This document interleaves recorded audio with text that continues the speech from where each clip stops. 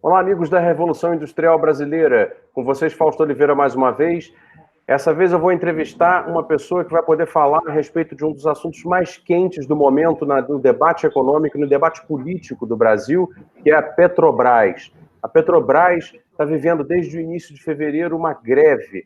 Os petroleiros, funcionários da Petrobras, entraram em greve em função do início da continuação do processo de desmantelamento que ela está vivendo, com a demissão de 400 pessoas na Fafem, a fábrica de fertilizantes nitrogenados, que fica em Araucária, no Paraná. Desde então, esse movimento vem se agudizando e, além do mais, nós queremos aqui no Revolução Industrial Brasileira manifestar total apoio à greve dos petroleiros, pedir que você também se manifeste nas suas redes sociais para que essa greve possa receber da sociedade brasileira o apoio que ela merece.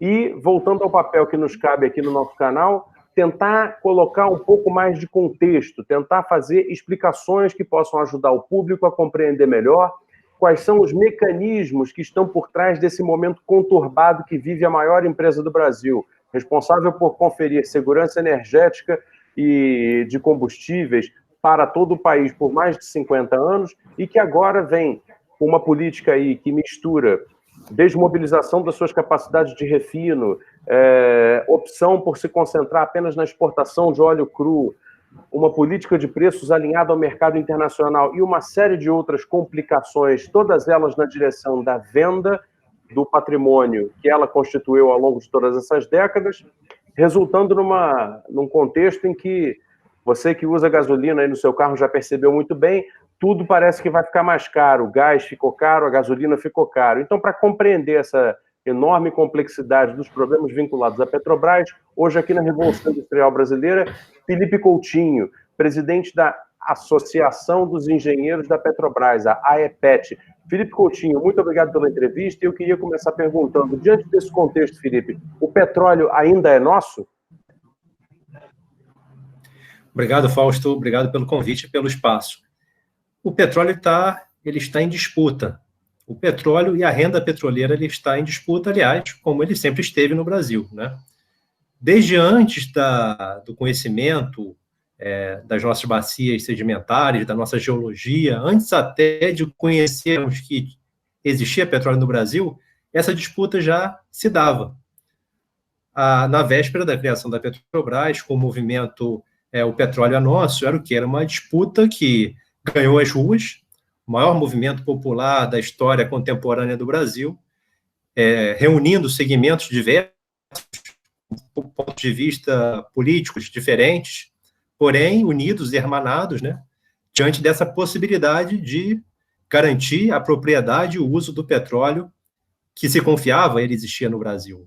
Naquela época, o Brasil era dependente da importação de combustíveis pelas multinacionais do petróleo. Um país que não era industrializado, a indústria petrolífera no Brasil era incipiente, muito pequena, e as ruas, quer dizer, a população, a sociedade, se mobilizou justamente por essa perspectiva, por entender que era necessário garantir a propriedade e o uso do petróleo brasileiro, que era um petróleo potencial, no Brasil, para que isso garantisse o nosso desenvolvimento, o nosso crescimento, a nossa soberania. Não era possível você continuar na mão do cartel das multinacionais estrangeiras e dependendo de combustíveis importados. Então, diante desse movimento político de massas muito importante, se confiou que teríamos o petróleo e ele seria nosso. Então, se construiu a Petrobras nessa perspectiva, ela foi extremamente exitosa, primeiro focando na construção de refinarias, para não depender da importação de combustível pronto, né, do exterior, passando a refinar no Brasil, e num segundo momento, partindo realmente para uma produção cada vez maior, até a autossuficiência do petróleo. E veja que ironia da história, depois de décadas de um sucesso industrial através da Petrobras, mas não só da Petrobras, as empresas de engenharia no Brasil, a construção civil, a construção mecânica, diversos segmentos das universidades, formando mão de obra, cooperando em termos de pesquisa tecnológica e tudo mais.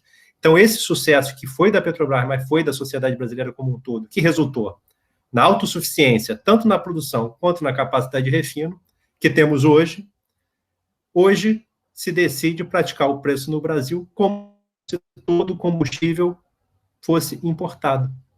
Veja que ironia da história. Parece que tivemos um pesadelo e acordamos nesse pesadelo, naquela máquina do tempo, e que não existe Petrobras, não existe petróleo no Brasil, e a gente tem que pagar na bomba e nos preços todos indiretos, porque o preço do diesel ele tem um efeito cascata em toda a economia, aumento de preço em toda a economia, e acordamos nesse pesadelo como se não tivesse havido a campanha do petróleo, como se não existisse a Petrobras, como se não existisse petróleo no Brasil.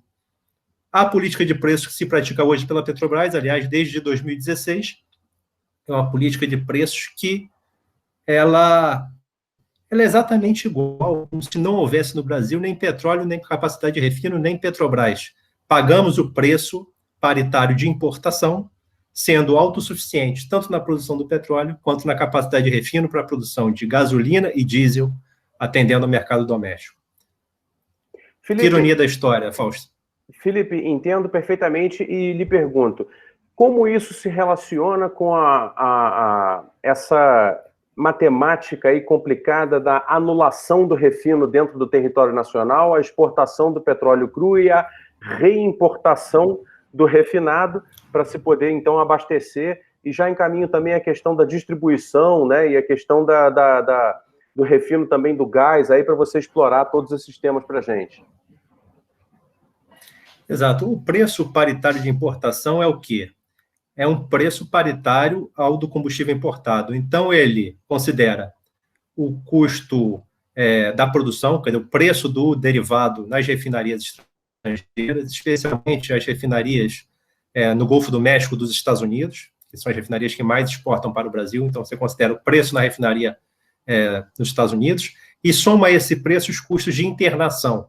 O que são os custos de internação? São os custos logísticos, as taxas portuárias, a eventual contratação de seguros para lidar com a variação dos preços do petróleo e do câmbio, desde o momento que você contrata até o momento que você recebe, e o lucro, também se infere o lucro dos importadores. Então, você soma o preço do derivado no exterior, nos Estados Unidos, e soma esse preço todos esses custos de internação. Aí você estima esse preço.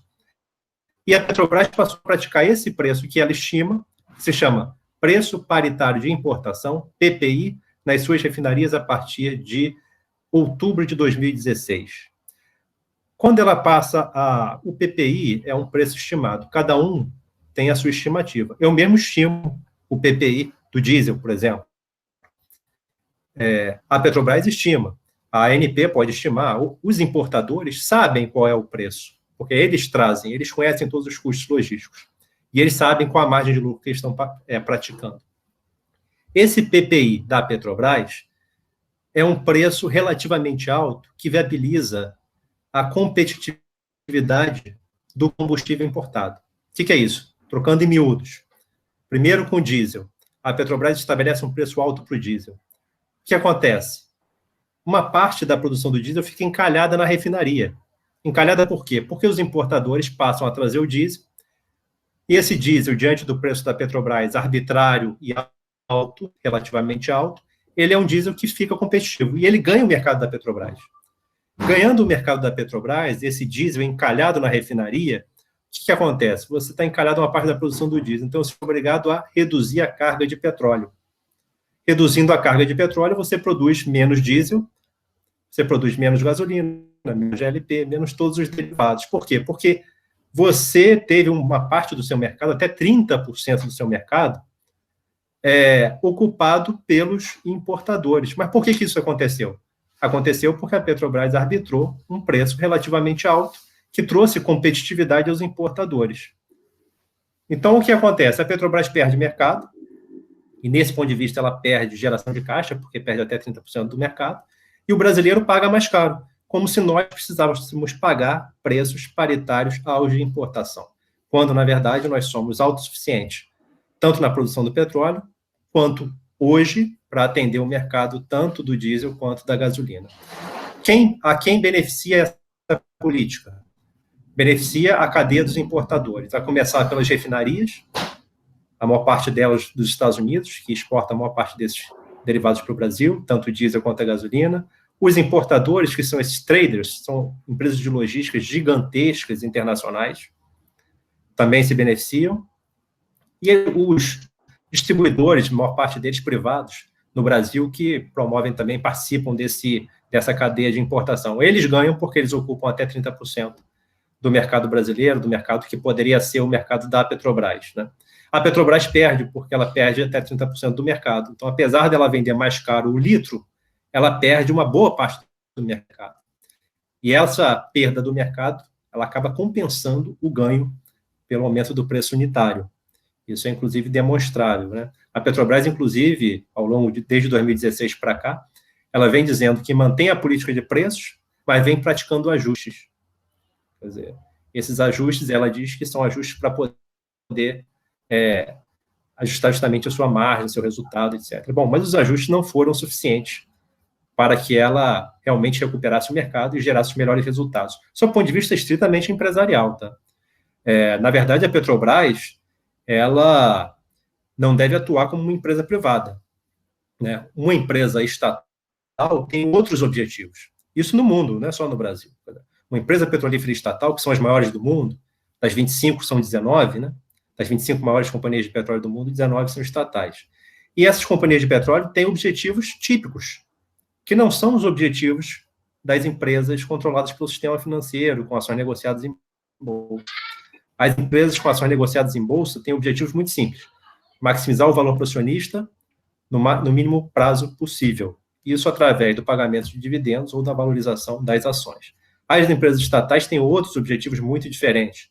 Por exemplo, abastecer o mercado aos menores custos possíveis, garantir a apropriação e distribuição da renda petroleira, maximizar o conteúdo local nos seus investimentos. Para quê? Isso é uma forma de você se apropriar da renda do petróleo, distribuir para amplos setores da sociedade, desenvolver uma indústria complexa e competente, né, tanto no setor de serviços, né, de engenharia, quanto na própria construção dos equipamentos e máquinas. Os objetivos são diferentes. Infelizmente, se diz hoje que a Petrobras tem os objetivos e é gerida como se fosse uma empresa privada. Já seria ruim se fosse assim, mas é pior. Ela está sendo gerida como uma grande empresa estatal que está sendo privatizada. Felipe, pelo que você comenta, claro, é um dos motivos da greve, sem dúvida.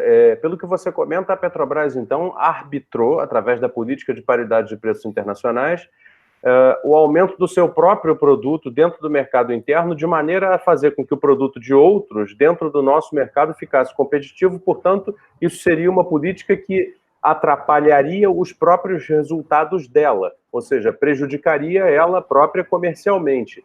Se for assim, isso significa, então, que a direção atual da Petrobras trabalha numa, entre aspas, sabotagem comercial da empresa? Segundo eles estão estabelecendo os preços que geram o melhor resultado.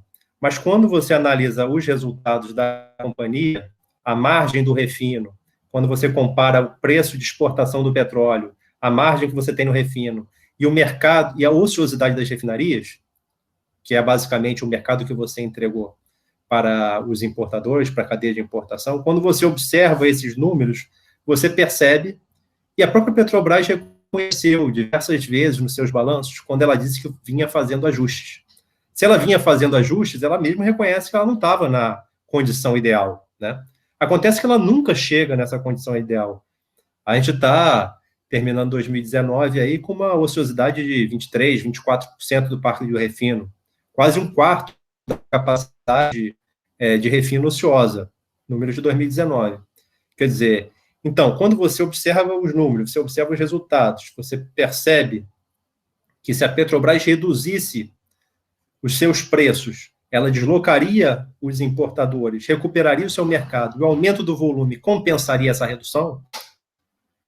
Quando você percebe isso, e também constatando historicamente que a própria Petrobras reconhece que vem fazendo ajustes, aí eu posso afirmar, sem sombra de dúvida, que a Petrobras a política de preços de importação, né, a PPI, o PPI, esse preço de paridade de importação, esse preço tem prejudicial, além da sociedade brasileira, além do desenvolvimento nacional, crescimento econômico, etc., também prejudica à própria companhia.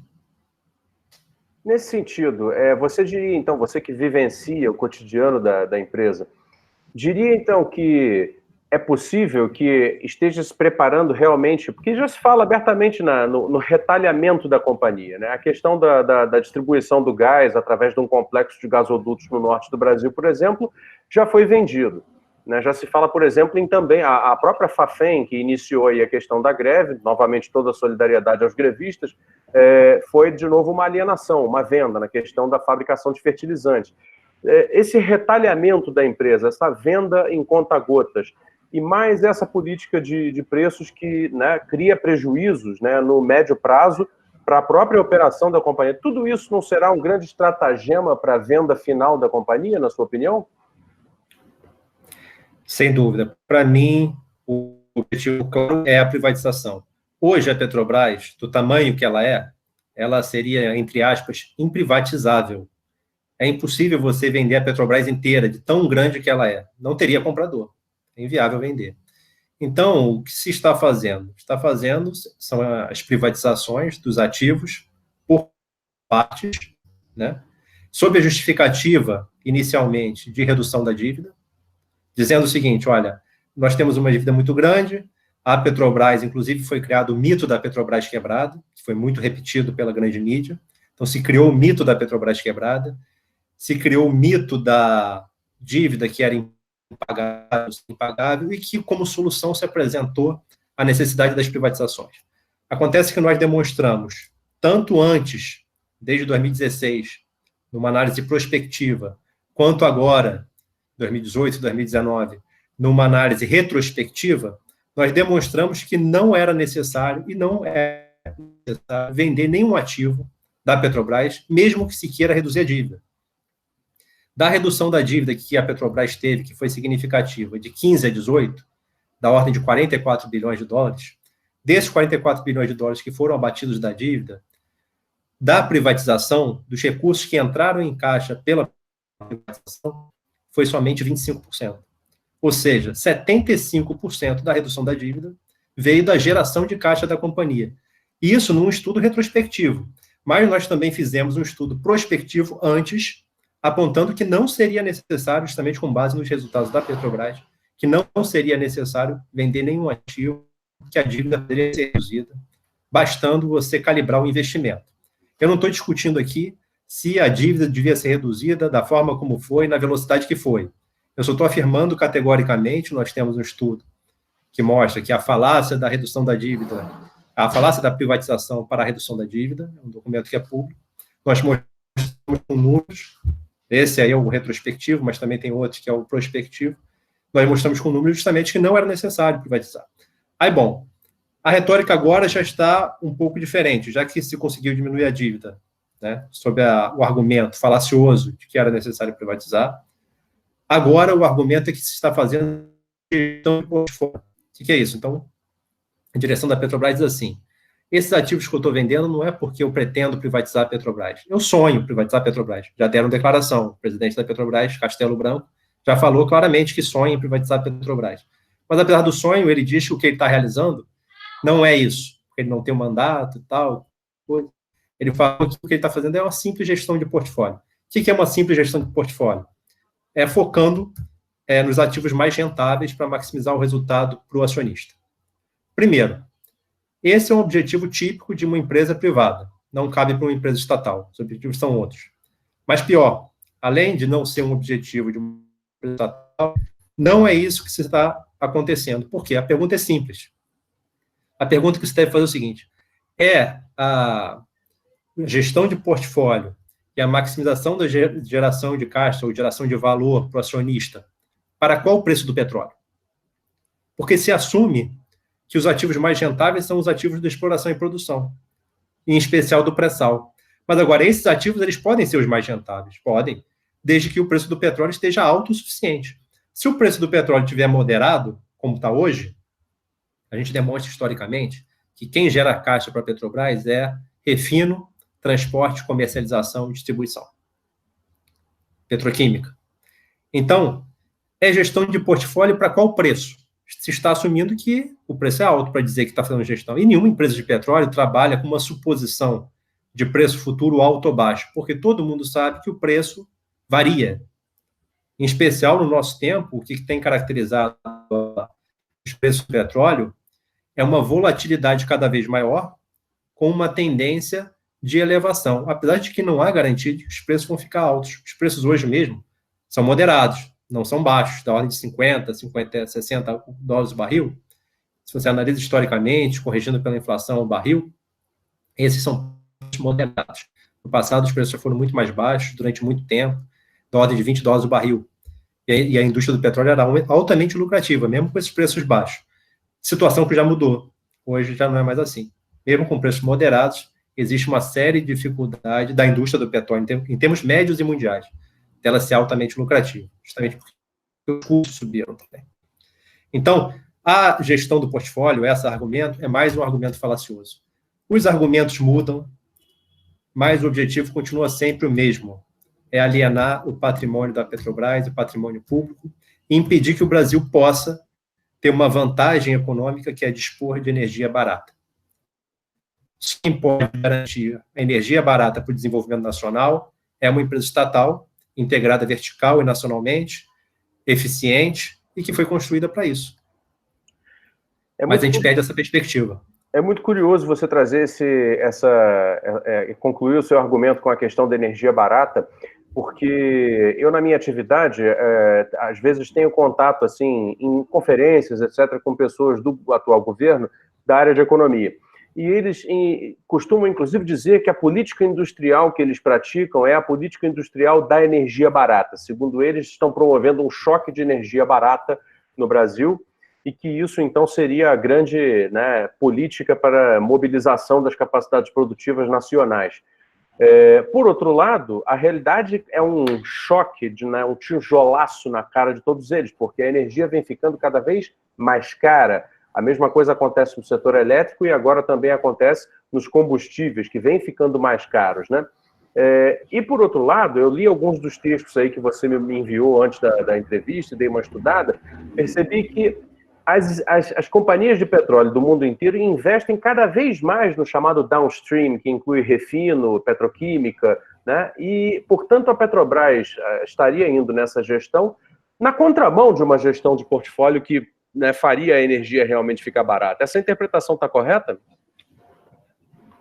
Está correta. A Petrobras está na contramão do que se faz no mundo, que é justamente você ter uma verticalidade de forma que você seja resiliente à variação dos preços, em especial com preços relativamente baixos. Então, você procura agregar valor ao petróleo cada vez mais, e isso torna uma empresa resiliente. Quando o preço do petróleo cai, você gera valor nos segmentos do downstream, transporte, comercialização, distribuição, petroquímica, química fina. Tem muitas empresas de petróleo que vão até química fina.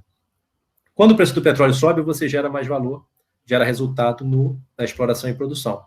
Então, isso faz com que a empresa continue robusta, sendo capaz de fazer investimentos para recuperar suas reservas que são consumidas, sendo capaz de desenvolver tecnologia, sendo capaz de administrar suas dívidas, que todas as empresas têm dívidas, né? Só não tem dívida quem não tem projeto.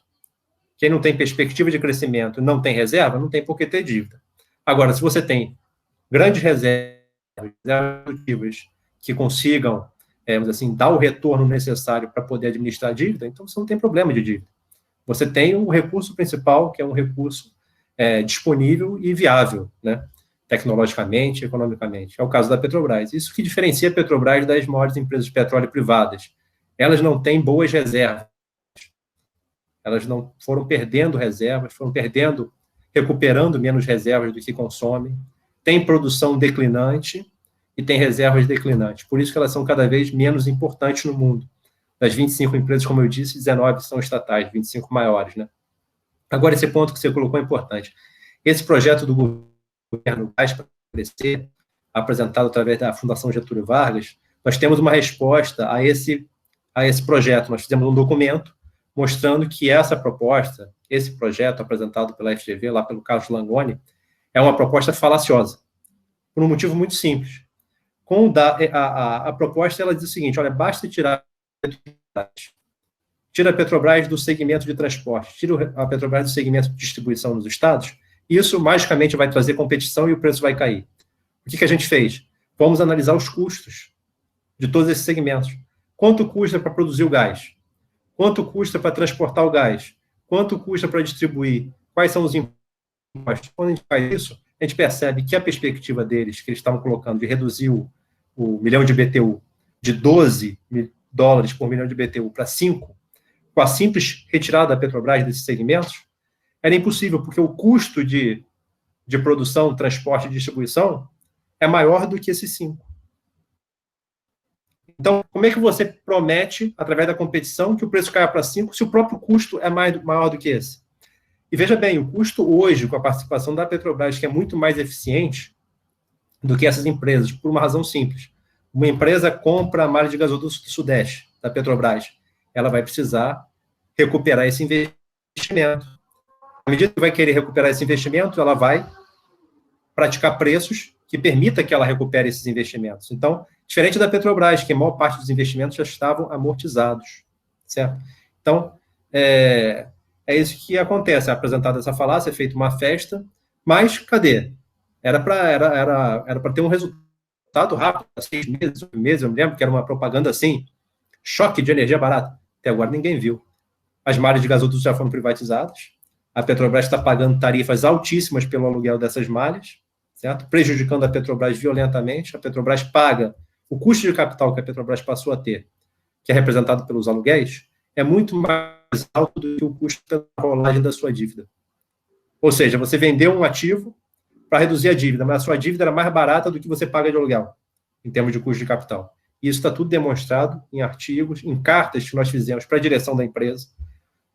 Os nossos artigos são públicos, mas além dos artigos, a gente manda carta para o presidente, para os conselheiros, para os diretores, justamente colocando todos esses números dessas informações. Então, esse assunto das malhas de gasodutos aí foram diversas cartas, réplicas, tréplicas, todas que a gente deixou, inclusive, públicas, né, no nosso portal. Sobre todos esses assuntos que a gente está falando aqui, os nossos estudos, estou falando aqui de estudos que estão materializados em artigos, em cartas, sobre tudo isso que a gente falou, se for do seu interesse, eu posso depois, a gente pode ver quais são os assuntos, eu te mando o link, de repente você disponibiliza para a sua audiência, quem tiver mais interesse, esse assunto pode buscar ali, o outro assunto busca lá, que aí você pode ler e realmente ter a demonstração ali em números dessas teses. Né? Sem dúvida, qualquer complementação de informação aí é super bem-vinda e você tem meu compromisso de que sim, eu disponibilizo tudo num comentário fixo ali embaixo do vídeo, sem nenhuma dificuldade. E já recomendo aí a quem estiver nos assistindo que também consulte o site da AEPET, que é a Associação dos Engenheiros da Petrobras, onde então aí o Felipe Coutinho disse que tem todo esse conteúdo e você vai poder estudar e conhecer melhor aí sobre essa grande denúncia, né, dessa autossabotagem que vem acontecendo com a Petrobras. Felipe, já encaminhando aí para o final da nossa entrevista, hoje é dia 18 de fevereiro, nós estamos gravando às 10 da noite já, acho que o Felipe deve estar cansado também.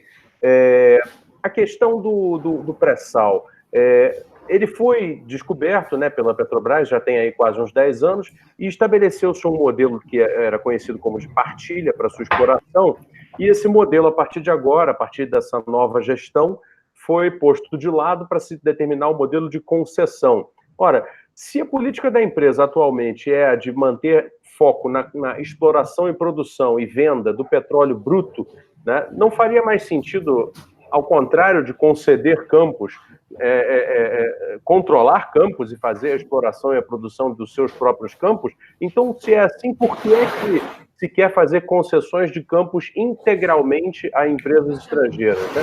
E em segundo a isso, quer dizer, queria que você explicasse, afinal de contas também, já na sequência, por que afinal o leilão que ocorreu no ano passado, como se diz no jargão, deu vazio, né? Não apareceu ninguém a não ser a própria Petrobras para fazer a exploração.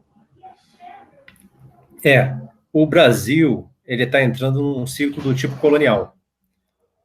E a política de preços faz parte da administração desse ciclo do tipo colonial.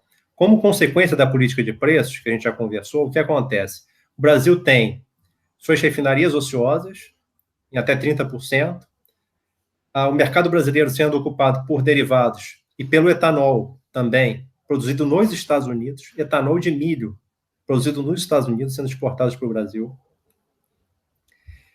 Enquanto isso, a gente exporta cada vez mais petróleo cru, mais de 1 milhão e 200 mil barris por dia de petróleo cru exportado.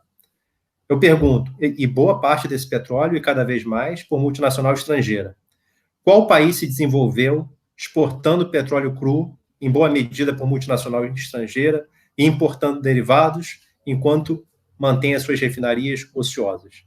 Não existe nenhum exemplo que alguém possa me citar que esse é um caminho de prosperidade, um caminho de crescimento, de desenvolvimento humano. Não é. Pelo contrário, o desenvolvimento humano está correlacionado ao aumento do consumo de energia per capita. Quanto maior o consumo de energia per capita, maior o desenvolvimento humano. Assim mostram os dados internacionais. O crescimento econômico também depende do aumento do consumo de energia. Então, o Brasil, exportando petróleo cru, importando derivados, ele, na verdade, em derivados caros, né, colocando energia cara para o consumidor brasileiro, isso daí tudo vai no sentido contrário, vai no sentido de consumir menos energia primária per capita. O nosso consumo já é muito baixo. O consumo brasileiro, vou dar um adjetivo aqui forte, ele é ridículo. O consumo brasileiro de energia primária é ridículo. Menor do que o do Paraguai, menor do que o da Argentina, 5 vezes menor do que o da Noruega, 6 vezes menor que os Estados Unidos, menor que o da Austrália, N vezes, certo? É um consumo ridículo. Então, não tem perspectiva de desenvolvimento humano nem de crescimento com esse ciclo do tipo colonial, né? Então, isso é consequência das políticas do setor energético, especialmente da atuação da direção da Petrobras, né? Com relação a isso, né? Tinha um outro aspecto da sua pergunta, eu acho que eu esqueci. Então, os modelos de exploração lá do pré-sal. Sim. Isso, então. O que acontece? O pré-sal, ele ainda continua sendo explorado no regime de partilha. Mas acontece o seguinte, esse último leilão feito por esse governo agora, né, que, aliás, a aceleração dos leilões de petróleo, seja de partilha ou de concessão, também é um fenômeno do ciclo colonial. Porque você acelera a alienação do petróleo, esse petróleo que já está sendo exportado, 1,2 milhões de barris, vai ser exportado cada vez mais no curto prazo. Então, a gente está alienando o petróleo, a gente está optando por vender o petróleo, ficar com valor de troca. E mal vendido, né? Quando o que pode desenvolver o Brasil é ficar com o valor de uso do petróleo, é usar o petróleo. Na verdade, eu considero que o Brasil devia proibir a exportação de petróleo cru. Ou limitar severamente. Como, aliás, os Estados Unidos já fizeram, né? Oi? Como, aliás, os Estados Unidos já fizeram. Sim, fizeram. Boa parte do seu desenvolvimento foi feito dessa forma. Então, isso que devia ser feito no Brasil. Agora, se manteve o regime de partilha. Agora, o que foi diferente nesse leilão? O governo ele queria o máximo dinheiro possível no curto prazo. E quando o governo quer muito dinheiro no curto prazo, é o modelo típico de concessão. O modelo de concessão, o governo ganha quem paga mais, né? Então, quem pagou mais leva e fica com petróleo e com risco. O modelo de concessão ele é mais utilizado no mundo quando existe risco alto, justamente para conseguir atrair as empresas. Então, elas assumem um risco alto, pagam aquele dinheiro ali, mas podem fazer o que quiser com o petróleo. É deles. O regime de partilha ele é mais utilizado quando o risco é baixo. Justamente a situação do pré-sal. Quando os volumes são altos, quando são reservas estratégicas, altamente rentáveis, sem risco. Então, se utiliza o regime de partilha. Se estabelece um óleo-lucro mínimo relativamente alto no mundo. Então, o que acontece? Os estados nacionais vão ganhar o óleo-lucro, né? Recebem óleo, descontado dos custos, percentualmente ao longo da vida dos campos. Então, isso dá uma perspectiva de segurança energética, de vantagem econômica pela própria utilização do petróleo, vantagem geopolítica nas relações internacionais, porque o Estado vai ser proprietário de grandes volumes de petróleo, né? E as empresas aceitam isso porque, justamente, são grandes volumes e o risco é baixo. Agora, nesse último leilão de partilha foi estranho, porque eles colocaram os critérios no leilão de partilha para tentar forçar ele a virar uma concessão. Eles não mudaram a lei. Eles julgaram que ia demorar muito para mudar a lei, que ia ter resistência. Falaram assim, vamos continuar com essa partilha mesmo, mas a gente muda os critérios, coloca um óleo lucro lá embaixo, coloca um bônus lá em cima, e aí a gente bota muito dinheiro no bolso agora para fazer frente aí a problemas fiscais, questões conjunturais, né, que o governo tem enfrentado. Então, quando eles fizeram isso, eles pegaram o regime de partilha que era para ser de um jeito e forçaram ele no sentido da concessão. Então, esse foi o primeiro problema. Um segundo problema é o seguinte, uma questão técnica e única no mundo. Pegaram um reservatório único, quer dizer, a mesma acumulação, e colocaram mais de um operador. Depois disseram que ia ter um acordo entre os operadores para ter uma administração disso. É a mesma coisa que você ter um copo, assim, de água, e você dá 2 canudos para 2 caras morrendo de sede, e fala assim, olha, vocês 2 aí conversem, combina aí como é que a taxa que vocês vão puxar nesse canudinho. Né? Será que vai funcionar isso? Só existiu no Brasil. A tentativa não foi realizada, é uma coisa única. Então, são questões que foram, assim, escolhas que foram inéditas no mundo, que eu considero que, certamente, tornaram menos atrativo, né, para as multinacionais privadas, né? Felipe, estamos encerrando aqui nossa primeira entrevista aqui. Eu já te convido, então, para retornar outras vezes e esclarecer mais sobre essa questão tão complicada, né, que é a economia e a geopolítica do petróleo e o Brasil dentro disso. Quero te deixar aí um espaço também para deixar uma última palavra ao nosso público, agradecendo mais uma vez aí ao Felipe Coutinho, da AEPET, Associação dos Engenheiros da Petrobras. Visite o site dele, você vai conhecer muita informação a respeito disso. E, por favor, Felipe, faça aí sua despedida, né, uma conclusão. A gente, então, fica para a próxima vez aí com mais Felipe Coutinho aqui no canal. Obrigado, Fausto, pelo espaço. Eu te agradeço pela chance de estar aqui conversando com o seu público. Gostaria de dar uma mensagem seguinte, para que as pessoas reflitam sobre a importância do petróleo. O petróleo, os combustíveis fósseis, petróleo, gás natural e carvão, representam mais de 80% da matriz energética mundial. Isso está assim há décadas e não tem perspectiva de mudança, redução da importância relativa dos combustíveis fósseis. Então, se faz uma propaganda de que o petróleo é sujo e que a tecnologia vai simplesmente transformar o petróleo num mico, ele vai ser substituído. Esse é mais um argumento falacioso para atingir um objetivo que é histórico daquelas pessoas que estão a serviço do interesse internacional. No Brasil, certo? Então, o Brasil é um país em que só é bom. Muito bem. 9 milhões de pessoas, 20 milhões de pessoas. Felipe Coutinho, muito obrigado. Houve uma certa falha na sua mensagem final, mas acho que ficou bem registrado, a entrevista ficou muito bacana. Muito obrigado mais uma vez. Você que curte aí nosso canal, se inscreva, divulgue. A EPET vai ajudar também a divulgar esse vídeo, que ficou muito bacana. E, Felipe, toda a solidariedade aí à Petrobras e aos petroleiros nesse momento difícil, complicado, mas eu tenho certeza que a sociedade brasileira, através dessas iniciativas que nós tomamos de comunicação política e econômica a respeito dos assuntos fundamentais do Brasil, tende a se tocar primeiro e a se solidarizar em seguida. Muito obrigado você que assistiu o vídeo e até uma